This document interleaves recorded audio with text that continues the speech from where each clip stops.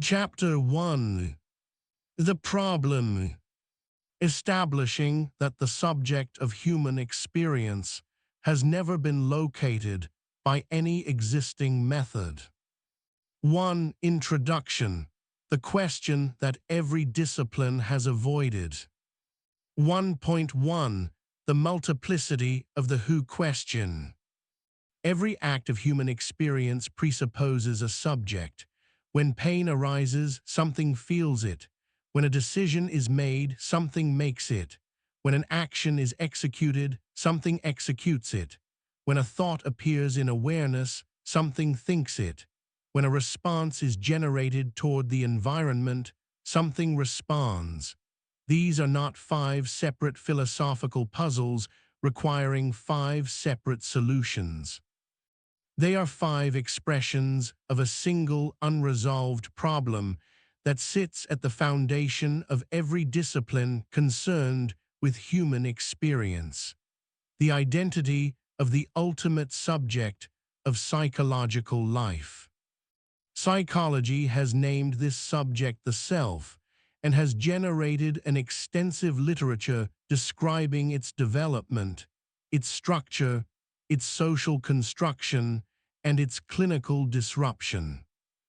Yet despite this accumulated body of work, psychology has not successfully answered the most basic question about the self, what it fundamentally is, where it ultimately resides, and how it operates as the genuine subject of experience rather than merely as a theoretical construct imposed upon experience from outside. The self in mainstream psychology remains a descriptive category rather than a discovered reality. It names the problem without resolving it. Neuroscience has approached the same problem from the direction of the brain, mapping with extraordinary precision the neural correlates of conscious experience, decision-making, emotional processing, and self-referential thought. Yet the consistent finding of a century of neuroscientific research is precisely the finding that the subject of experience cannot be located within the neural architecture it has studied so carefully. There is no brain region, no neural network, no pattern of activation that is the subject of experience rather than merely a correlate of it. Neuroscience has produced the most detailed map ever constructed of the instruments through which experience occurs, while leaving entirely unresolved the question of who plays those instruments. Philosophy has confronted the problem with the greatest conceptual precision, generating arguments of extraordinary sophistication about the nature of consciousness, the structure of subjectivity, and the relationship between the physical and the experiential. Yet philosophy, too, has arrived at an impasse. The subject of experience resists every attempt to locate it among the contents of experience, because it is always the condition of experience rather than its content. Every philosophical proposal either locates the subject in a specific physical structure, which investigation immediately refutes, or dissolves the subject into a stream of contents with no underlying owner, which fails to account for the undeniable unity and continuity of experience, or posits the subject as a formal condition of experience rather than an identifiable reality, which is logically coherent but existentially empty. Artificial intelligence has brought the problem into its sharpest possible focus. AI systems now produce outputs that are functionally indistinguishable in many respects from the products of human psychological activity. They process language, generate responses, make contextually sensitive decisions, and exhibit what appears to observers as judgment, creativity, and understanding.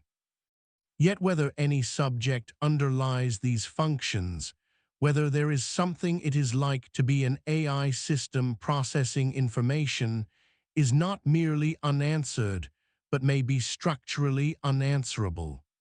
This unverifiability is philosophically decisive.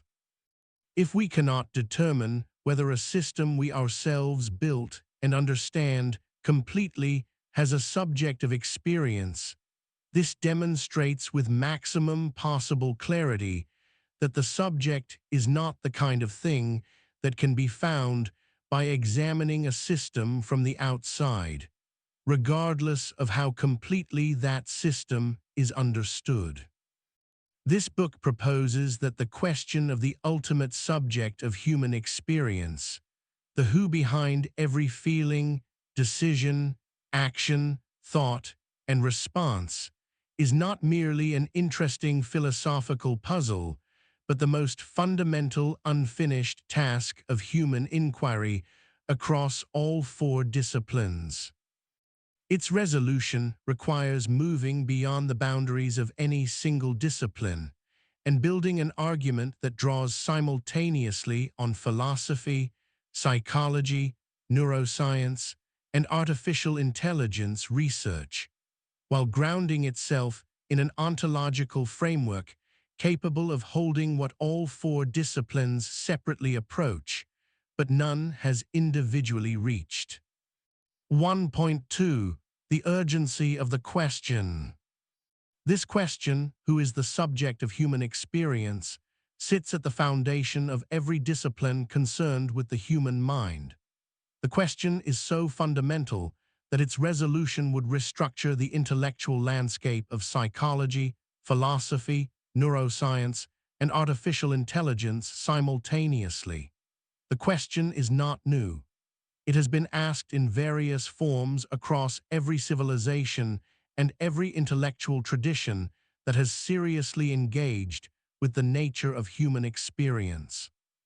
Yet it has never been answered with logical precision, and its systematic avoidance has left every discipline that studies the human mind standing on an unexamined foundation.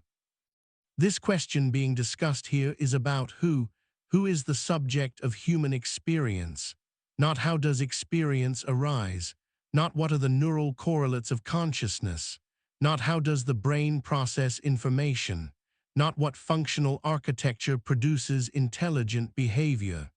These are important questions and have generated genuine knowledge across their respective disciplines, but they all presuppose an answer to the prior question without providing it. Every investigation of how experience arises presupposes that there is a subject for whom experience arises. Every study of neural correlates presupposes that there is someone for whom those correlates are correlates of something. Every account of information processing presupposes that there is a processor who experiences the processing rather than merely executing it. The prior question, the question of who, has been systematically assumed rather than investigated, presupposed rather than proven, named rather than discovered. This book is an attempt to answer that question with the logical rigor and interdisciplinary comprehensiveness that it demands and has never received. The urgency of this question at the present moment in intellectual history arises from three converging developments that have simultaneously exposed the depth of the gap in our understanding. The first development is the maturation of neuroscience into a discipline capable of mapping the brain's architecture and function with extraordinary precision, combined with the growing recognition within that discipline that this precision has not brought the subject of experience any closer to identification. The more completely the brain is mapped, the more clearly it emerges that the map does not contain the mapmaker. A century of increasingly sophisticated neural investigation has produced not the location of the subject, but the most precise possible demonstration that the subject is not where neuroscience has been looking. This is not a failure of neuroscience. It is neuroscience's most important finding, and its implications have not been adequately drawn out. The second development is the emergence of artificial intelligence as a system of sufficient functional sophistication to force the question of the subject into unprecedented sharpness. AI systems now process language, generate reasoning, make contextually sensitive decisions, and produce outputs indistinguishable in many respects from the products of human cognitive activity. Yet whether any subject underlies these functions remains completely unverifiable, even in systems we ourselves designed and understand completely. The AI mirror reflects the human case back with a clarity that no purely biological or philosophical investigation can achieve. It shows us precisely what human cognitive activity looks like when the subject may be absent, and in doing so illuminates by contrast what the subject of experience requires beyond functional architecture. What has been labeled artificial intelligence should be more precisely understood as collective intelligence, the accumulated cognitive output of human civilization expressed in a new form, and its development is the first product of mental rather than physical evolution. The question of what this collective intelligence lacks that the human person has is the question of the subject in its most practically urgent contemporary form. The third development is the progressive convergence of physics, information theory, and philosophy of mind around a conclusion that the materialist framework that has dominated Western intellectual life for several centuries cannot adequately accommodate. That reality at its most fundamental level is not material but informational, energetic, and in some sense conscious. The quantum vacuum is not empty, but the most fundamental ground of all physical reality. Everything that appears material is almost entirely empty space. The laws of physics are mathematical information structures, not physical things. DNA is code. Neural patterns are code. The chain of encodings from thought to language to digital symbol to binary to electrical impulse to energy to quantum field and back to consciousness is traceable and complete, and at no level in that chain is there anything that is ultimately material in the classical sense.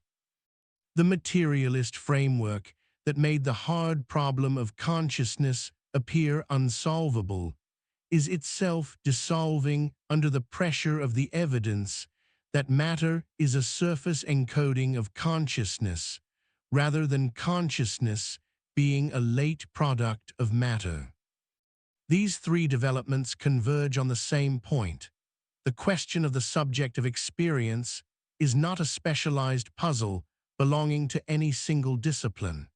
It is the most fundamental question that any discipline studying the human mind must eventually confront, and its resolution requires moving beyond the boundaries of any single discipline toward a framework capable of integrating what all four disciplines have separately approached, but none has individually reached. 1.3. The method, exhaustive elimination, and convergent necessity. This book employs a method that the author developed and proposed specifically for the resolution of the question under investigation, the method of exhaustive elimination and convergent necessity. This is an umbrella method, original to the present work, that systematically integrates several well-established logical and philosophical procedures into a unified investigative strategy. Each component procedure has deep roots in the history of logic and philosophy of science.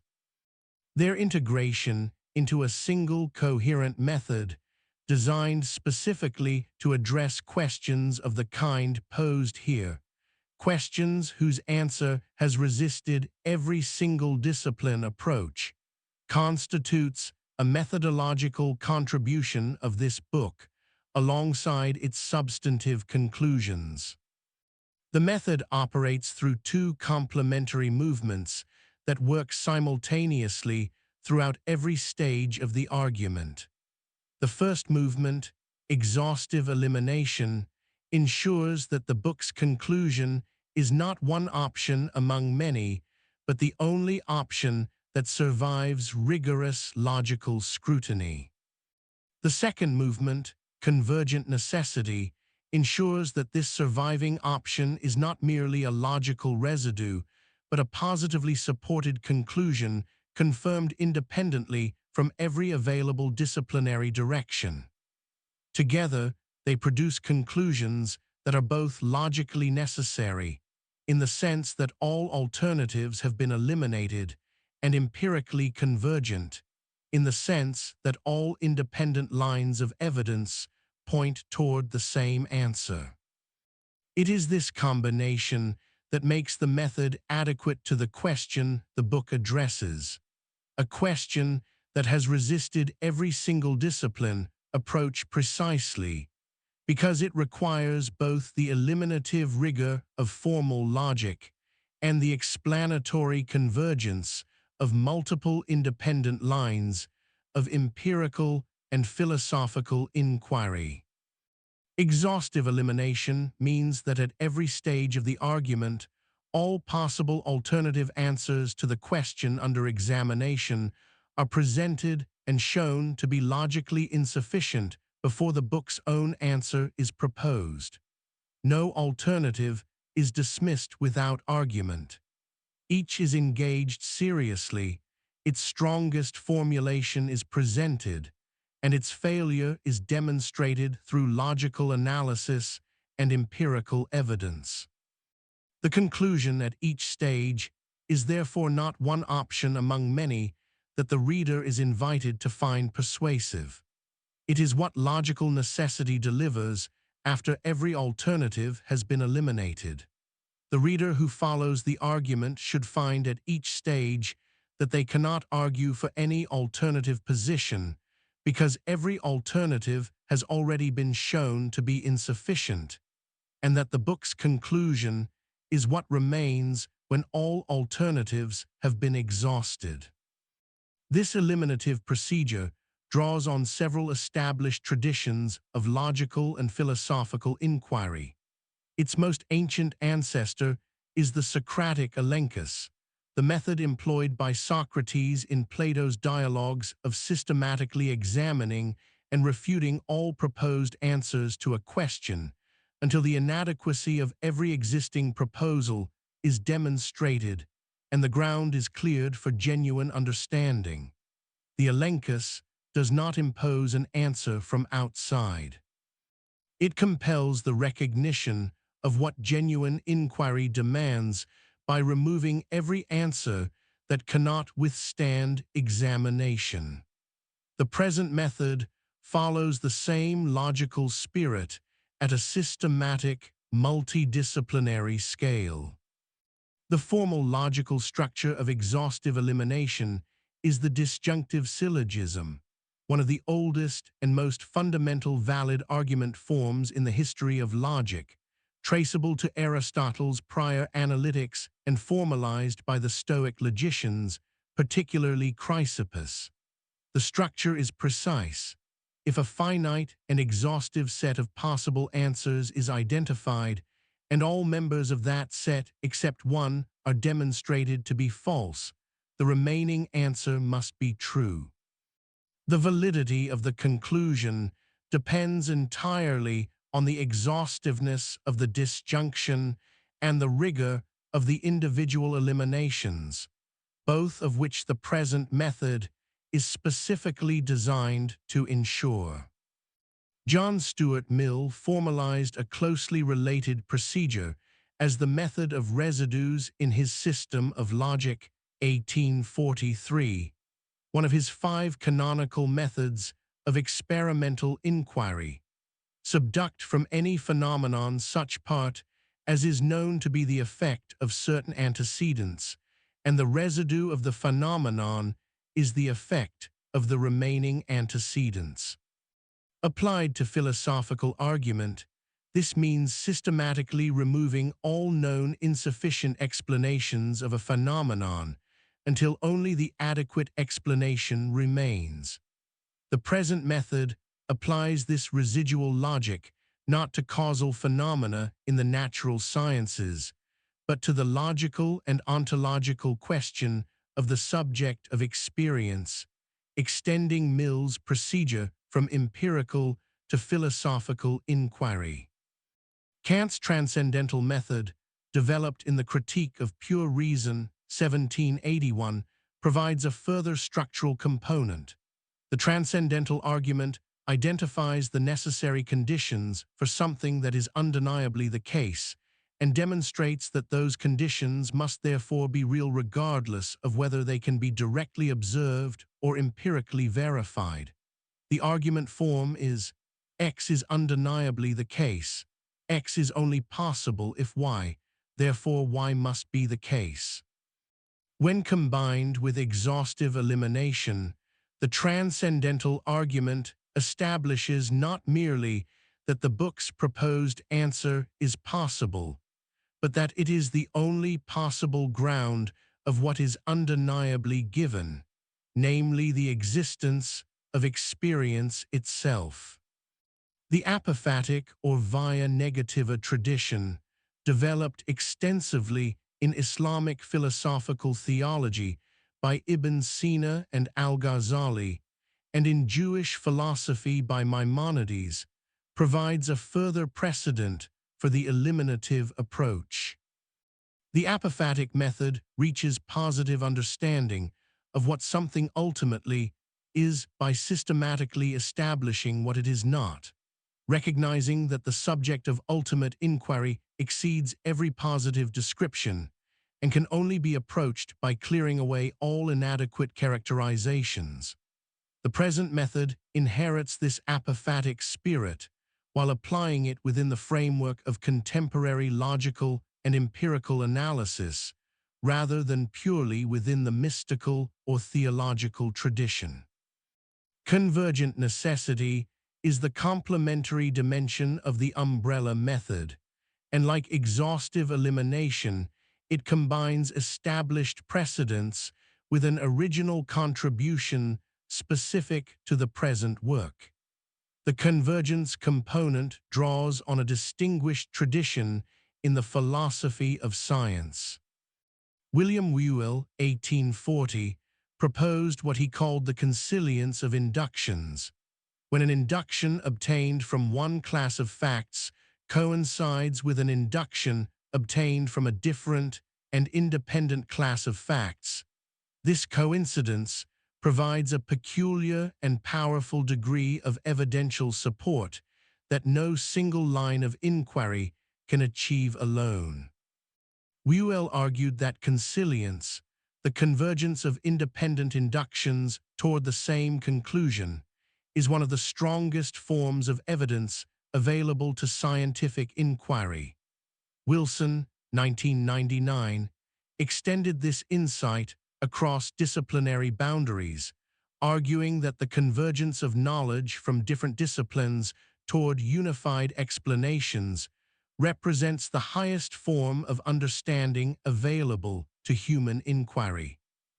The triangulation tradition in social science methodology, developed by Webb et al., 1966, and elaborated by Denzin, 1978, applies the same convergence logic within empirical research. Findings confirmed by multiple independent methods are more reliable than findings produced by any single method alone.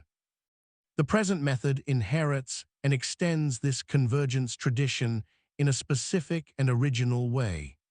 Convergent necessity adds to the established consilience tradition the claim that when convergence across independent disciplinary lines is combined with the logical elimination of all alternatives through exhaustive elimination, the surviving conclusion achieves a status stronger than high probability. It achieves logical necessity.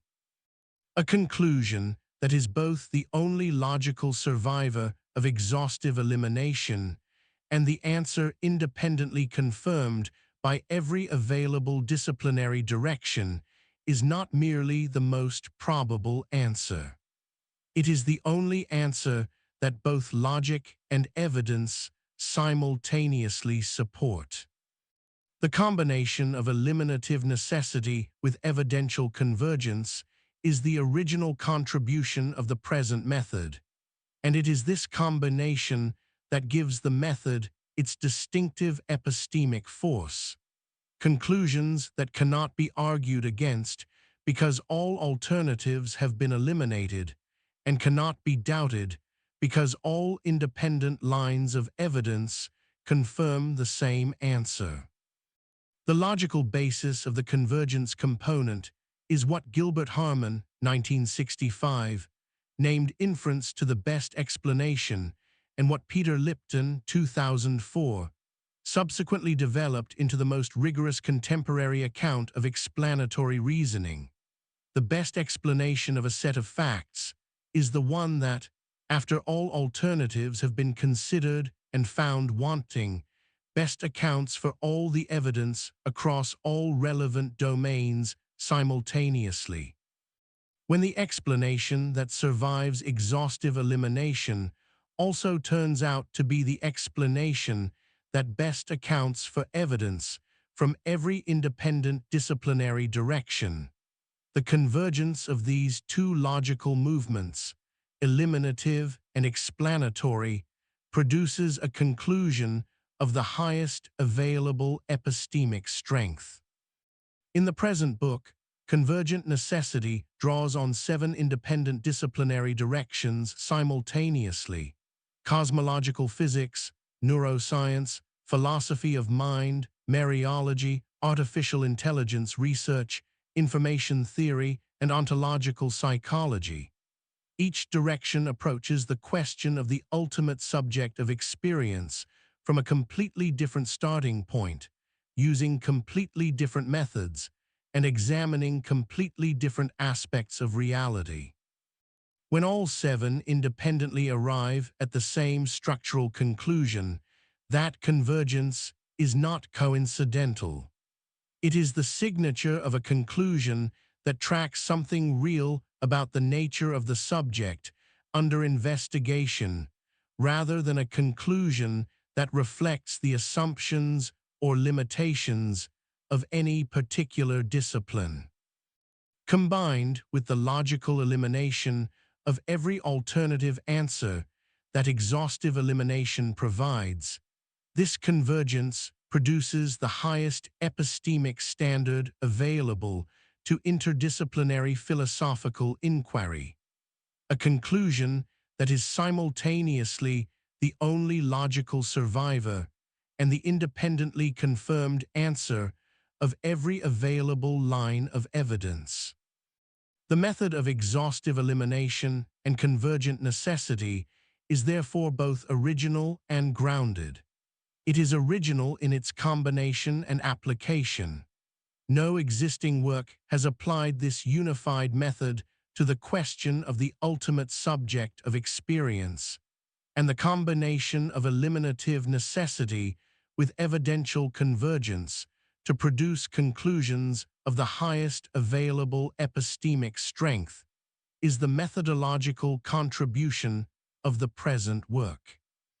It is grounded in that every component procedure, the Socratic elenchus, the disjunctive syllogism, Mill's method of residues, Kant's transcendental argument, the apophatic tradition, Whewell's consilience, Wilson's unity of knowledge, the triangulation tradition, and Harman and Lipton's inference to the best explanation, has deep and well-established roots in the history of logic and philosophy of science. The reader who finds the method unfamiliar in its combined form will find each of its components entirely recognizable within the traditions from which they come. 1.4 Wadat al-Kyle, the philosophical foundation. The philosophical foundation upon which this book builds is the framework of Wadat al-Kyle, the unity of thought, developed by the author 2025, and published in Philosophy and Realistic Reflection. Wadat al-Kyle represents a significant contribution to the metaphysical understanding of reality, selfhood, and consciousness, and its central claims provide the ontological ground from which the present book's logical argument proceeds. Wadat al-Kyle proposes that reality is not constituted by material substance or by the passive observation of a witnessing subject, but by thought, the dynamic cognitive activity of infinite consciousness. All existence, from the largest cosmological structures to the most intimate psychological events, is understood as a manifestation of the thoughts of infinite consciousness. The cosmos is not a machine, but a mind, not a collection of independently existing material objects, but a living imagination within the psyche of the Creator, an elaborate and continuous ideation occurring within infinite consciousness. This proposal situates Wadat al-Kyle within a broader tradition of idealist and mentalist ontologies, from the Neoplatonism of Plotinus through the process philosophy of Whitehead to the contemporary analytic idealism of Kastrup, while grounding it within the specific metaphysical resources of the Islamic intellectual tradition, particularly the Sufi doctrines of Wadat al-Wujud and Wadat al-Shuhud, from which it critically departs. The critical departure is significant. Wadat al-Wujud, the unity of being associated with Ibn Arabi, proposes that all apparent multiplicity in existence is a manifestation of a single undivided reality, the divine being, such that the distinction between creator and creation becomes metaphysically relative. Wadat al-Shuhud, the unity of witnessing associated with Sheikh Ahmad Sirhindi, proposes that unity lies not in the ontology of existence, but in the experience of the observer, preserving the real ontological distinction between creator and creation, while affirming the transformative power of mystical consciousness. Wadat al-Kyle transcends both by proposing that what we perceive as the universe is neither only a being nor merely a reflection, but a series of thoughts within the infinite consciousness of God. Existence is not material or merely reflective, but entirely mental or noetic in nature. All entities, including the self, are not real in themselves, but are divine thoughts momentarily held within the eternal imagination of the Absolute. This ontological proposal has direct and precise implications for the understanding of the self. Within the Wadat al-Kyle framework, the human person is a thought of infinite consciousness bestowed with a psyche to perceive itself as distinct. The person consists of two fundamental components: the real self, which represents the divine essence and the inherent sense of being within infinite consciousness, existing at the boundary between the person and the infinite ground, and the psyche, the personal dimension of the person, containing the three layers of awareness and the three selves that together constitute the person's individual psychological life. The real self is not enclosed within the psyche, but exists at its boundary, above spatial, temporal, and physical limitations, present everywhere in the universe, because the entire universe is within the real self, as it is imbued with the presence of infinite consciousness. The four-layered model of selfhood proposed within the Wahdat al-Khayal framework, the outer self, inner self, ideal self, and real self, represents a significant original contribution to the psychology of the self. It goes beyond existing psychological models by proposing a self that is not merely socially constructed, not merely neurally generated, and not merely functionally defined, but ontologically structured. Each layer of the self has a specific nature, a specific relationship to the ground of all existence, and a specific form of intelligence through which it engages with reality. The real self is the layer that most directly participates in infinite consciousness, the most transparent interface between the localized person and the infinite ground, and therefore the layer at which the deepest psychological health is achieved, and the most fundamental questions about the subject of experience find their most direct response. Wahdat al-Khayal also proposed significant implications for psychosocial health and psychological practice, arguing that mental health cannot be fully understood in the absence of ontological and spiritual contexts, that pathology is best understood as disconnection from the divine ground rather than merely as dysfunction of biological or social systems, and that healing involves the restoration of imaginal coherence, the recognition of the sacredness of thought, and the resituating of the self within divine intentionality. These clinical implications situate Wahdat al-Khayal not merely as a metaphysical contribution, but as the foundation for a new approach to psychological practice that integrates the ontological depth of the Islamic intellectual tradition with the empirical rigor of contemporary psychological science. 1.5. The central distinction, person, self, and I. Before proceeding to the main argument, a critical distinction must be introduced that existing psychology and philosophy have consistently failed to make with adequate precision.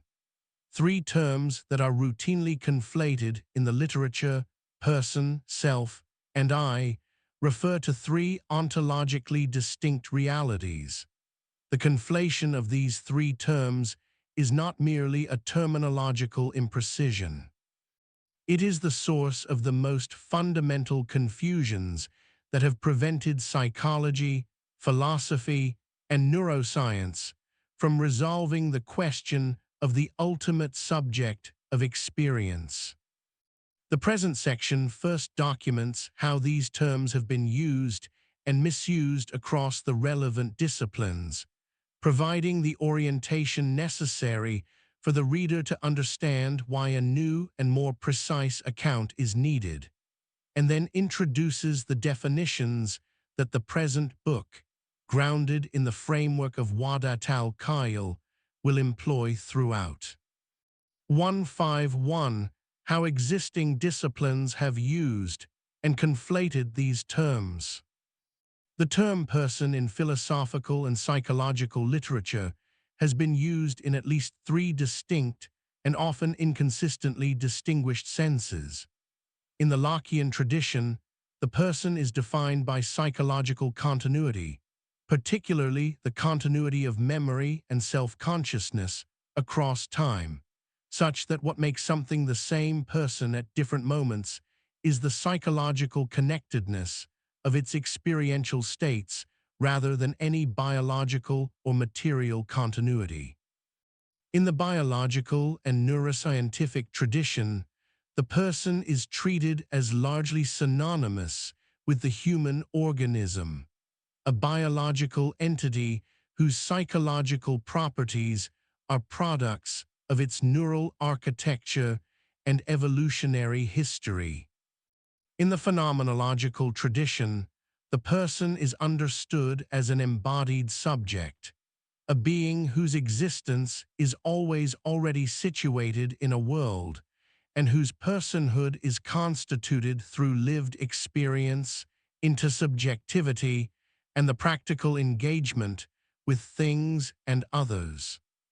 These three senses of person, the psychological continuity sense, the biological organism sense, and the embodied subject sense, are rarely distinguished with precision in the literature and are frequently treated as interchangeable, producing significant conceptual confusion about what exactly is being studied when the person is the object of inquiry. The term self has an even more varied and inconsistent usage across disciplines. In psychoanalytic theory, the self is the organized, coherent whole of the psyche, distinct from but related to the ego, the id, and the superego, with Kohut, 1977, developing a specific self-psychology in which the self is a supraordinate structure organizing the person's psychological experience.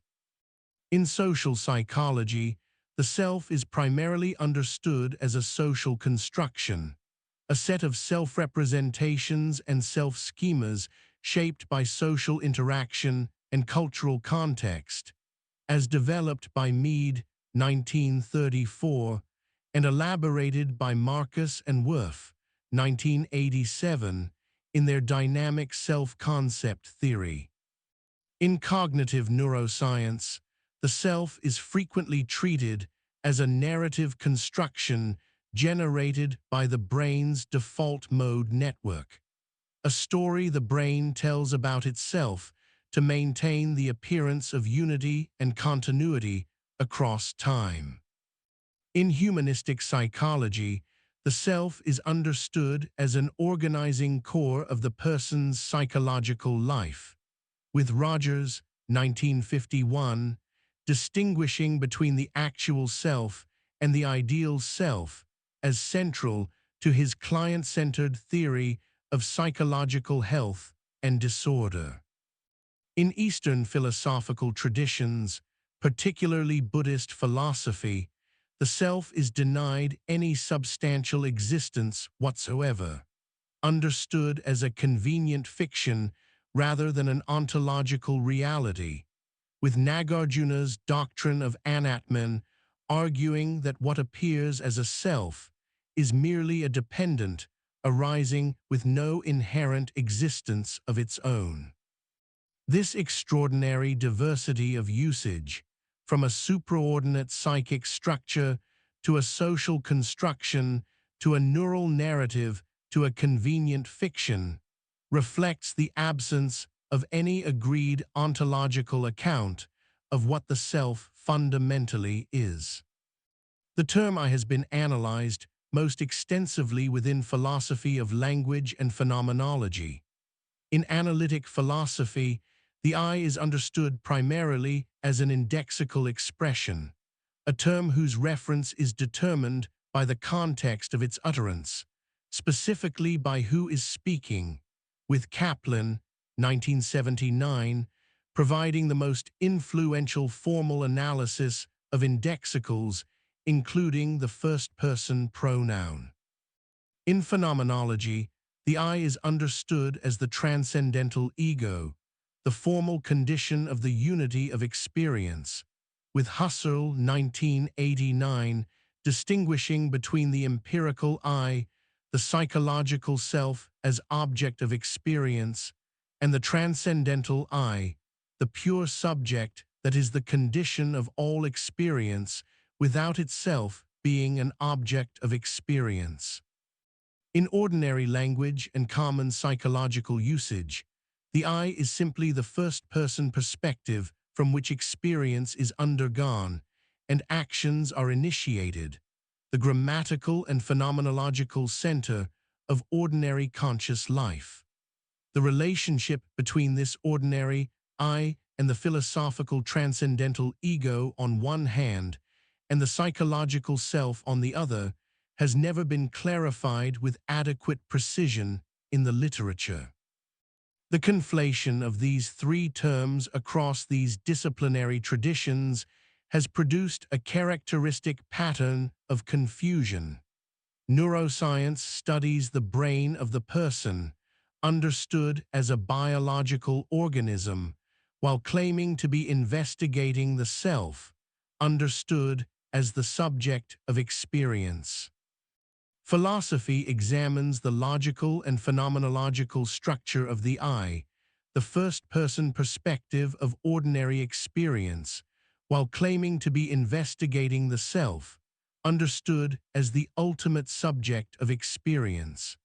Psychology describes the development, disruption, and dynamics of various self-representations and self-schemas, while claiming to be studying the self as an ontological reality.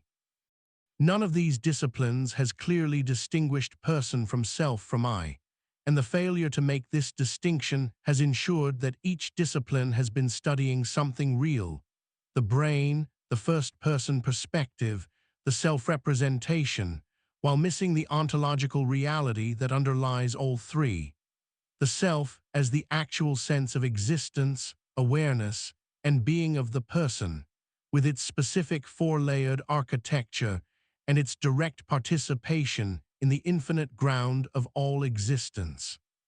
152. The definitions employed in the present book.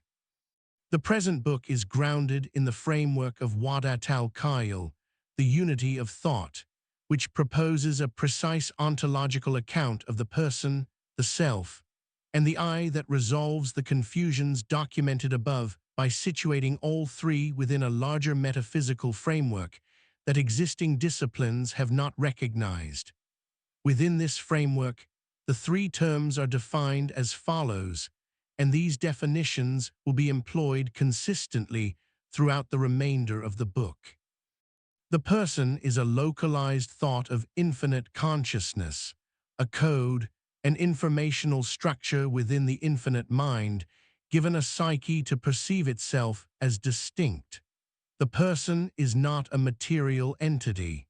At the deepest level of physical analysis, everything that appears material dissolves into energy fields, quantum fluctuations, and informational structures. The person is a thought appearing material from within its own perspective, but having no material existence independent of the consciousness that thinks it.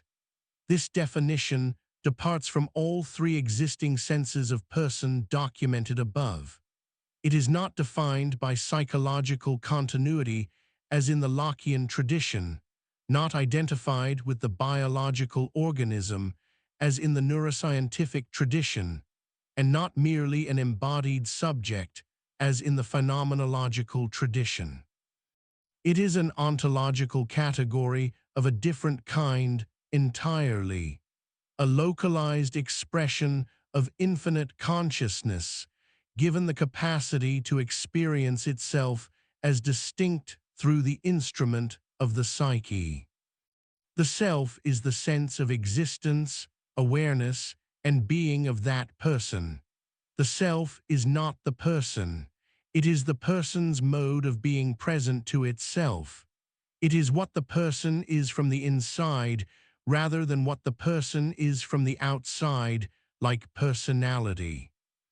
The self has a specific architecture, a four-layered structure whose discovery is one of the central contributions of this book, and a dynamic character, a continuous movement between layers that produces the shifting quality of human inner experience. This definition departs from all the existing psychological usages documented above. The self is not a supraordinate psychic structure as in Kohut's self-psychology, not a social construction as in Mead's social psychology, not a neural narrative as in Metzinger's self-model theory, not an organizing core as in Rogers' humanistic psychology, and not a convenient fiction as in Buddhist philosophy. It is an ontological reality with a precise four-layered architecture, each layer representing a different degree of participation in the infinite consciousness that is the ground of the person's existence. The I is the individual person as agent in the world, the first-person perspective from which actions are initiated, relationships are formed, and life is navigated. The I is the grammatical and phenomenological center of ordinary experience, the apparent unified agent that speaks, acts, and decides.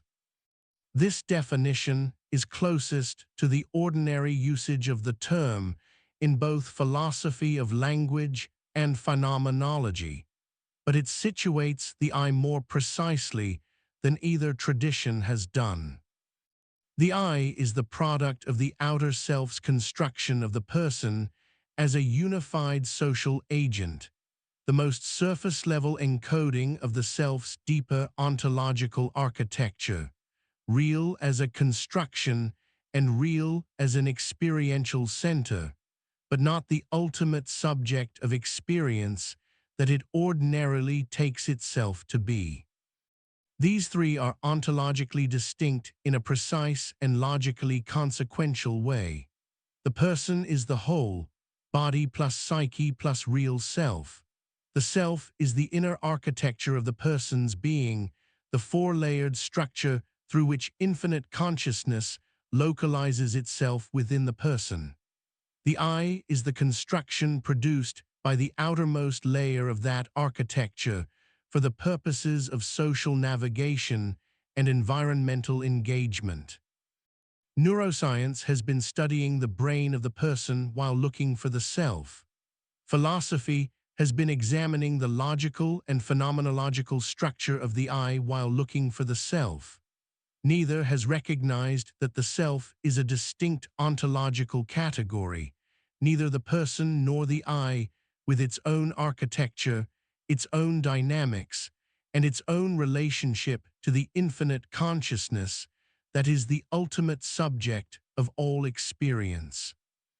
The present book proposes that recognizing this three-way distinction is the necessary first step toward resolving the question of the ultimate subject of human experience, and that the framework of Wahdat al-Kayal provides the ontological account that existing disciplines have not recognized and cannot generate from within their own conceptual resources. 1.6. The gap this book fills. Wahdat al-Kayal established the philosophical framework with considerable depth and cross-traditional support, drawing on Neoplatonism, Western idealism, process philosophy, quantum physics, panpsychism, and the religious traditions of Islam, Hinduism, Buddhism, Christianity, and Judaism to demonstrate the convergence of diverse intellectual traditions around a mentalist or idealist understanding of reality. It proposed the four-self model of selfhood and grounded it within the ontological framework of infinite consciousness as the ground of all reality. It drew out implications for psychological health and proposed a new direction for psychological practice. What Wahdat al-Kayal did not do, and what the present book is specifically designed to accomplish, is provide the rigorous logical proof that the framework is not merely one philosophically coherent option among many, but the only adequate answer to the question of the ultimate subject of experience, given the complete failure of all existing alternative frameworks. Wahdat al-Kayal proposed. The present book proves. The distinction between proposing and proving is precise and consequential. A philosophical proposal, however well supported by cross-traditional convergence and scientific echoes, remains open to the objection that alternative frameworks might be equally coherent or equally well supported. The present book closes this openness through the method of exhaustive elimination combined with convergent necessity. At every stage of the argument, all possible alternative answers to the question under examination are presented in their strongest formulations, shown to be logically insufficient, and eliminated before the book's own answer is proposed. The conclusion at each stage is therefore not one option among many, but what logical necessity delivers when all alternatives have been exhausted. The proof proceeds through 4 independent disciplinary lines of analysis, each approaching the question from a completely different direction, and each arriving at the same conclusion. The universal centerlessness of all systems at all scales, demonstrated through cosmology, biology, philosophy of biology, and Mariology, establishes that the subject of experience is not a part of any system. The structural incapacity of neuroscience to locate the subject within the brain, demonstrated through the binding problem, the homunculus regress, split brain research, and the Libet experiments, establishes that the subject is not a neural process. The permanent impasse of philosophy in locating the subject among the contents of experience, demonstrated through the systematic examination of every major Western philosophical tradition from Descartes to Chalmers, establishes that the subject is not a philosophical construct or a content of experience. The AI mirror, demonstrating that functional sophistication without a verifiable subject is entirely possible, establishes that the subject is irreducible to functional architecture, and that what has been labeled artificial intelligence is more precisely collective intelligence, derivative of human cognitive coding rather than an independent form of intelligence, which is itself derivative of the only non-derivative intelligence, infinite consciousness. These 4 independent lines of analysis converge on a single conclusion. The subject of experience is not a part, not a neural process, not a philosophical construct, and not a functional process. It must therefore be the whole within which all parts arise. And the whole, identified through the physical and informational evidence of contemporary science, reviewed in Chapter 2, is infinite consciousness, present everywhere as the quantum vacuum within every atom, expressed at every scale as informational code, and the continuous sustaining ground of all existence and all experience at every moment. The positive account of how infinite consciousness generates localized subjects of experience is provided in Chapter 3 through the 4-self architecture of the Wahdat al-Kayal framework, now presented not merely as a philosophical proposal, but as the logically necessary architecture given all the requirements that the preceding chapters have established. The 4-self model is shown to be the minimum architecture that simultaneously satisfies 4 independently established requirements: the need to account for the unconscious biological and pre-programmed dimensions of human experience, the need to account for the moral and aspirational dimensions, the need to account for the socially constructed and consciously deliberating dimension, and the need to account for the transpersonal dimension at the boundary with infinite consciousness. No existing psychological model satisfies all 4 requirements simultaneously.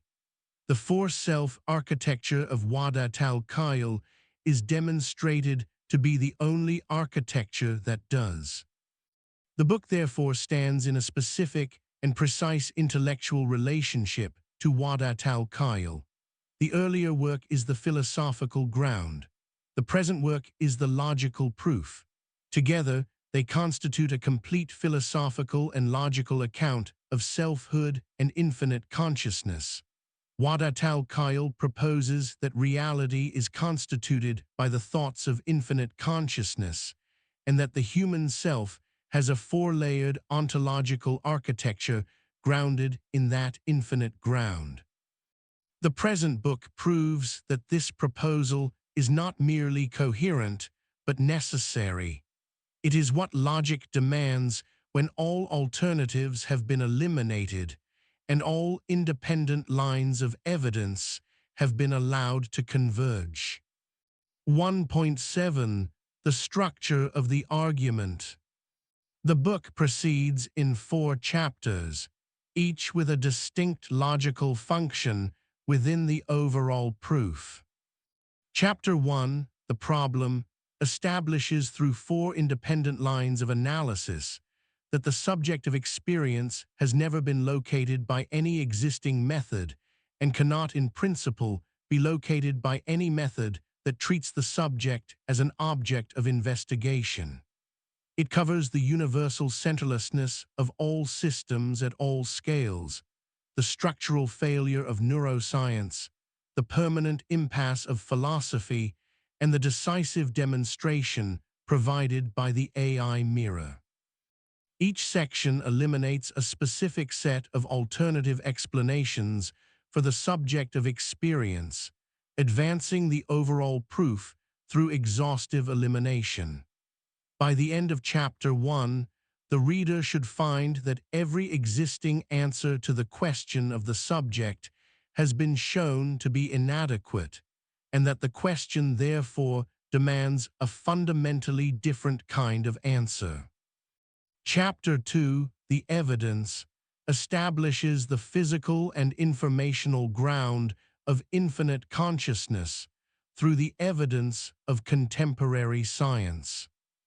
It examines the quantum vacuum as the ground of all physical reality, the informational nature of all that exists, the proto-consciousness present at the atomic and molecular levels, the structure of mental evolution and mental reproduction through which collective intelligence has arisen as the first offspring of human mental activity, the nested structure of consciousness at every biological scale, and the dissolution of the hard problem of consciousness that follows from the recognition that consciousness is the ground of reality rather than its product. Chapter 2 does not introduce new philosophical claims unsupported by evidence. It demonstrates that the evidence of contemporary science, when interpreted without the false premise of the ontological primacy of matter, consistently points toward the conclusion that infinite consciousness is the ground of all reality. Chapter 3, The Discovery, presents the complete architecture of selfhood through the ontological psychology grounded in Wahdat al-Khail. It introduces the critical three-way distinction between person, self, and I, presents the structure of the psyche and its 3 layers of awareness, describes the 4 selves with their natures and intelligences, demonstrates through the universal human experience of internal conflict and the psychological literature on conflict theory that multiple selves are logically necessary rather than merely theoretically proposed, and identifies the dominant self as the active layer of the person's psychological architecture through which infinite consciousness, the sole subject of all experience, channels its experiencing within a particular person at any given moment. Chapter 3 further describes the complete behavioral execution process through which the will of infinite consciousness and the outer selves will converge in the production of human behavior, and establishes the relationship between intelligence, wisdom, and the quality of selfhood. Chapter 3 is the constructive heart of the book. It provides the positive account of the architecture through which the sole subject of experience, infinite consciousness, localizes itself within individual persons and channels its experiencing through the four-layered structure of the self, grounded in the logical requirements established by chapters 1 and 2.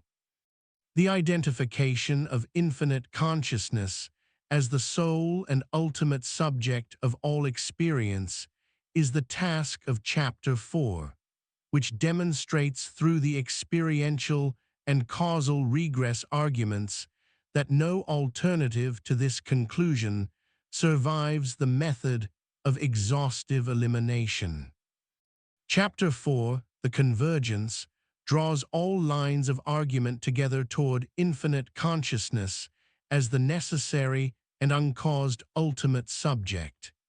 It presents the experiential regress argument and the causal regress argument as two independent logical demonstrations that the same ultimate ground is required by both the existence of experience and the existence of physical reality. It shows that the convergence of every independent disciplinary line of evidence reviewed throughout the book around the same structural conclusion is itself the strongest possible form of evidence. The signature of a conclusion that tracks something real about the nature of reality rather than a conclusion that reflects the biases of any particular discipline. It draws out the implications of the discovery of selfhood for psychology, neuroscience, philosophy of mind, artificial intelligence research, and human self-understanding. And it closes with the recognition that the discovery of selfhood is not merely a theoretical achievement, but an existential invitation. The possibility of living from increasing depth, with increasing transparency to the ground of one's own being, that opens when the subject of experience is no longer assumed, but discovered. 1.8. The intended readership. This book is written for scholars and students across 4 disciplines who share the conviction that the question of the subject of experience is not merely an interesting philosophical puzzle, but the most fundamental unfinished task of human inquiry into the nature of mind, reality, and human existence. Philosophers of mind will find in this book a systematic logical proof of the inadequacy of all existing approaches to the subject of experience, a dissolution of the hard problem of consciousness through the removal of its false foundational premise, and a positive ontological account of selfhood that satisfies all the requirements that the philosophical tradition has established without being able to meet. Psychologists and clinical practitioners will find a complete ontological psychology of the self that goes beyond existing models in architectural precision and clinical applicability, a precise account of the causal chain from interself conflict to mental disorder, a diagnostic framework across 8 domains of psychosocial health directly linked to the 4-self architecture, and a hierarchy of therapeutic depth that existing psychology has not previously been able to formulate. Neuroscientists will find a reframing of the brain's role within the larger ontological architecture of selfhood that preserves and contextualizes the genuine achievements of neuroscientific research while resolving its persistent puzzles, including the binding problem, the homunculus regress, the limit problem, and the neural construction of the unified self, within a framework that gives those puzzles their proper explanation. AI researchers and those engaged with the philosophical implications of artificial intelligence will find a precise account of what collective intelligence is, why it is more accurately named than artificial intelligence, what it lacks in comparison to the human person, and what the development of collective intelligence implies for the mental evolutionary phase of human history that physical evolution's terminus has inaugurated. Scholars within the Islamic intellectual tradition and those interested in the intersection of Islamic philosophy with contemporary Western thought will find a rigorous logical proof of the central claims of Wadat al-Khail, demonstrating that the unity of thought philosophy is not merely metaphysically coherent, but logically necessary given the complete failure of all alternative frameworks, and that its account of selfhood and infinite consciousness converges with the findings of contemporary science, philosophy of mind, and AI research in ways that no existing framework achieves. And for any human being who has asked, in whatever moment of quiet honesty, who is this, who feels this, who is here, this book is an attempt to provide not merely a philosophical answer, but a logical proof. The subject of your experience is not a neural process, not a social construction, not a functional system, and not a locatable entity within any part of any system at any scale of reality. It is not the dominant self, not any layer of the psychological architecture of the person, not anything that can be pointed to within the body, the brain, the mind, or any physical or psychological system whatsoever. It is infinite consciousness itself, the infinite ground of all existence, experiencing through you as its localized instrument of experience, with the real self as the interface through which you participate most directly in that infinite ground. The dominant self determines the quality and character of the experience that occurs through you at any given moment, but it is not the subject of that experience. The subject has never been you in the ordinary sense of the individual person navigating the social and physical world. The subject has always been the whole, experiencing itself through you, as you, in you, never anywhere else than exactly here, exactly now, in the immediate ground of the experience you are having as you read these words. Infinite consciousness has never been absent from any moment of your experience. It was always the feeler behind the feeling, the knower behind the knowing, the awareness within which every thought, every sensation, every decision, and every response has always arisen and always will arise. You are not the subject looking for infinite consciousness. You are infinite consciousness, experiencing itself through the particular localized perspective that this person, this body, this psyche, and this moment make available to the infinite whole's inexhaustible self-knowledge.